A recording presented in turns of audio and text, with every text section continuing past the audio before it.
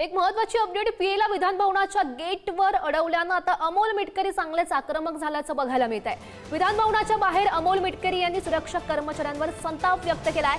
चोरांना सोडून संन्याशांना शिक्षा नेमकी कशासाठी असा सवाल अमोल मिटकरी यांनी उपस्थित केल्याचं बघायला मिळत आहे।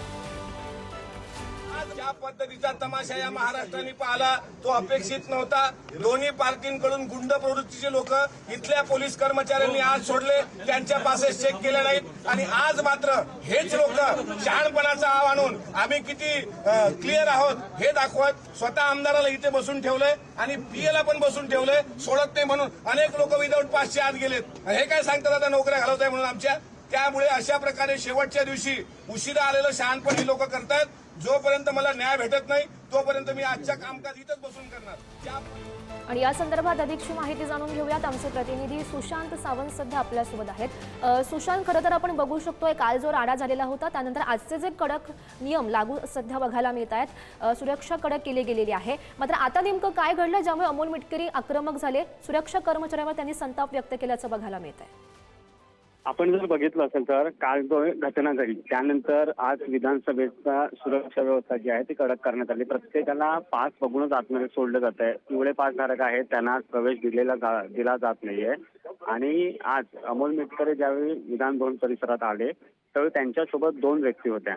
त्या दोन्ही व्यक्तींकडे खरं तर त्यांना आतमध्ये सोडलं गेलं नाही आणि याचमुळे अमोल मिटकरी जे आहेत ते आक्रमक झाले आणि त्यांनी विधान भवनाच्या गेटवरच ते ठिय्या मांडून बसले। ते म्हणाले की शेवटचा दिवस आहे आणि शेवटच्या दिवशी तुम्हाला आठवण येते का, जाग येते का, असा सवाल त्यांनी उपस्थित केला। जर याआधी असे कडक नियम लावले असते तर काल अशा पद्धतीने प्रकार घडला नसता असं म्हणत त्यांनी संताप व्यक्त केला। त्यांचं म्हणणं एक होतं की आमच्यासोबत 2 व्यक्ती असतात, त्या व्यक्ती जे आमची कागदपत्र असतात ते आम्हाला कागदपत्र असतील, आमचे औषधं असतात ते त्यांच्याकडे असतात आणि यामुळे आम्ही आमच्यासोबत 1 ते 2 व्यक्ती घेऊन येतो। जर त्यांना तुम्ही सोडत नसाल तर आम्हाला इथे आतमध्ये जाऊन जर एखादी वस्तू लागेल, जे एखादे पेपर लागला तर देणार असा त्यांचा सवाल होता आणि त्याचमुळे ते आक्रमक दिसले आणि ते म्हणाले जोपर्यंत विधानसभा अध्यक्षांचा फोन येत नाही तोपर्यंत मी इथून उठणार नाही। अर्थात आज आपण बघितलं असेल तर सुरक्षा अधिकाऱ्यांना तसे सत्य आदेशच देण्यात आले होते की आज कुणी जरी आलं तरी त्यांचे पासेस तपासावे, पिवळे पास धारक असतील त्यांना गेटवर अडवावे, कारण कालचा प्रकार पुन्हा आज घडू नये यासाठी खबरदारी प्रशासनाकडून आणि विधिमंडळाकडून घेतली जाते।